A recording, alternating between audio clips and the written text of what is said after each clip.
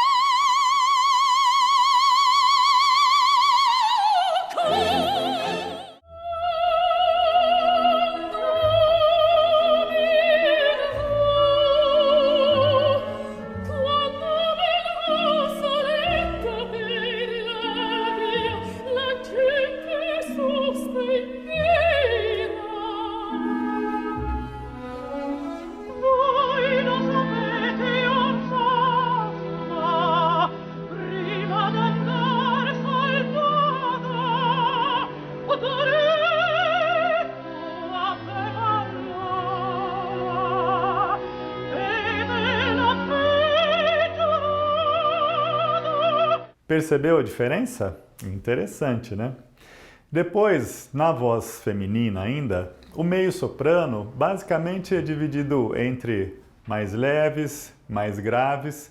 Inclusive, há casos de cantoras que cantam nas 2 tessituras, tanto papéis de soprano quanto papéis de meio-soprano.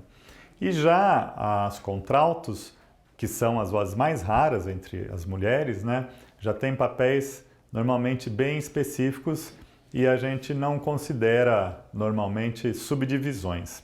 Então vamos agora para as vozes masculinas. Os tenores também têm divisões parecidas com as das sopranos. Existe o tenor ligeiro.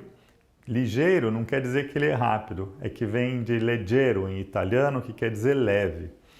Depois tem o tenor lírico e também tem o tenor dramático. E o dramático também não quer dizer que ele faz drama. Oh, meu Deus, o que vou fazer? É dramático porque ele tem uma voz mais pesada. Então ele trabalha normalmente com papéis que o compositor escreveu que exigem uma voz mais forte, né? Por isso mais dramática. A gente vai ouvir então agora 2 exemplos de tenores, né? Aquele mais leve e o tenor mais pesado, o tenor mais heróico, por assim dizer.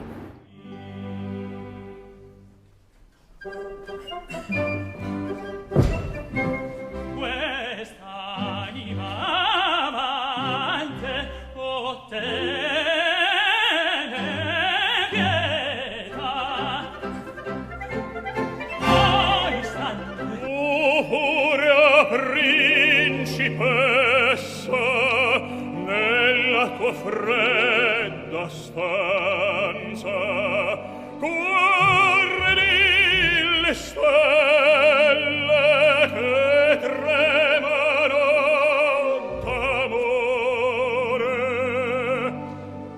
Bom, agora a gente vai falar das outras 2 vozes masculinas. Existe o barítono, que assim como no caso da meio-soprano, na voz feminina, também existe o mais leve, o mais grave. Mas a gente vai falar de uma outra subclassificação de voz masculina, que é o baixo barítono. Ele transita entre os 2 repertórios, o do baixo e o do barítono. É uma voz mais específica. E dentro das vozes dos baixos existem também os baixos cantantes e os baixos nobres e os baixos profundos. Bom, baixo profundo, que eu saiba, é a voz mais rara que tem, é muito grave. A gente vai mostrar para vocês então um exemplo de um baixo mais leve, que inclusive existem muitos papéis cômicos na ópera italiana do século XIX, que são conhecidos como baixos bufos ou baixos engraçados. São papéis cômicos e que tem que ter muita agilidade na voz, porque tem muita volatura, muito ho-ho-ho, ha-ha-ha, hi-hi-hi. Então a gente vai mostrar basicamente essas duas vozes extremas dentro da voz do baixo.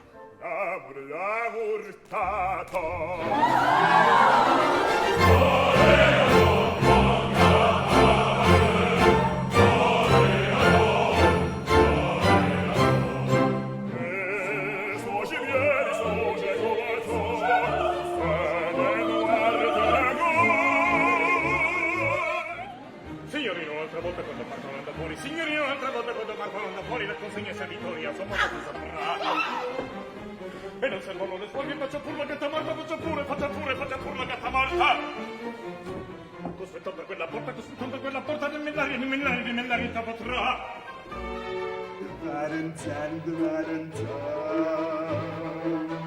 Nell'orecchio della gente s'introduce destramente e le teste di cervelli fa